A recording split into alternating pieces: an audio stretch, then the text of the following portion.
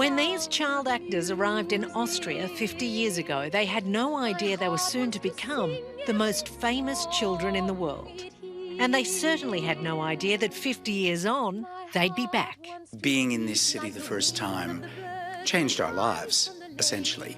I remember when we came back here, I hadn't been since we had done the movie. And so I went for a walk by myself through Mirabel, and there were certain things, certain vistas, you know, a tree that I'd forgotten about.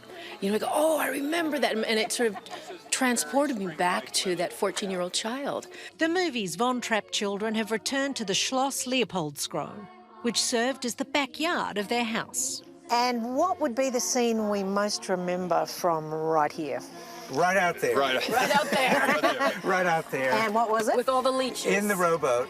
The boat was on a wire, which is a little movie secret. Okay. Until it hit the mark where it rocked and flipped.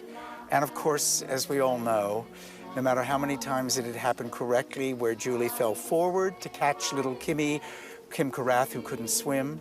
On the actual take they used, Julie lost her footing. She flipped over the back of the boat. None of us realized that Kimmy had gone to the bottom, right out there. And all of a sudden, everybody went, where's Gretel?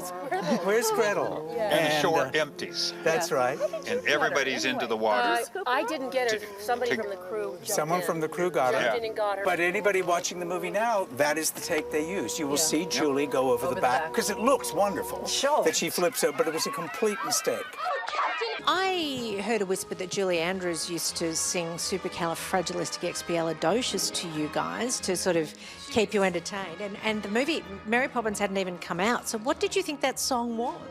We thought she'd invented it. We just thought she was a genius, and she'd made up this extraordinary song. And she used to sing it backwards. And she used to sing a lot of the stuff from Poppins, but particularly that one. Not only is she kind of the most perfect human being on the face of the planet, but she's also a genius who can just make up songs off the top of her head. So, you know, it all helped with that look of rapt adoration that you see on every child's face all the way through the movie. And was Christopher Plummer doing similar things?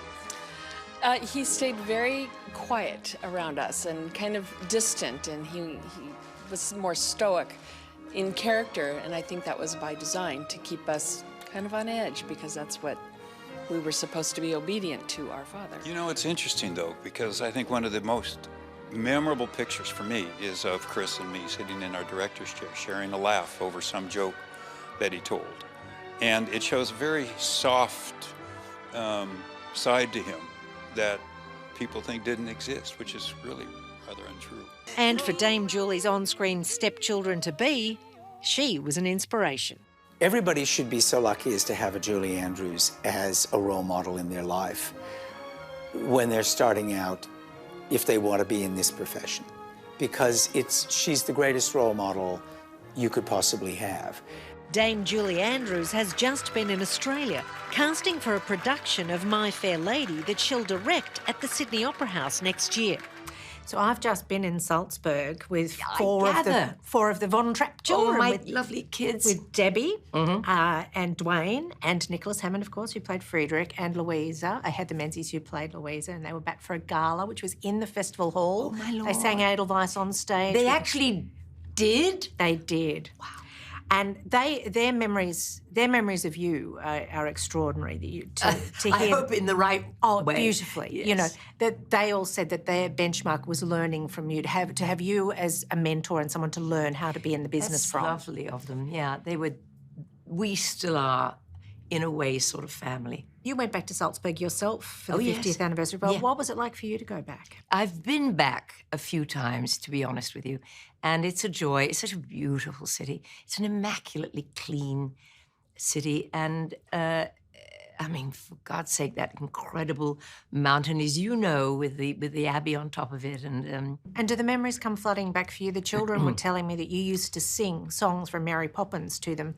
They thought you'd made them up because it hadn't come out yet. Come out. They thought you made up Supercalifragilisticexpialidocious. That's right, yeah. And one or two old vaudeville Cockney songs. We would have a good time. There was a lot of sitting around in Sound of Music on the mountaintops because the weather in Salzburg was not generous. It has like Europe's 7th highest annual rainfall or something like that. So there was a lot of sitting under tarpaulins and waiting for just a glimmer of sunshine.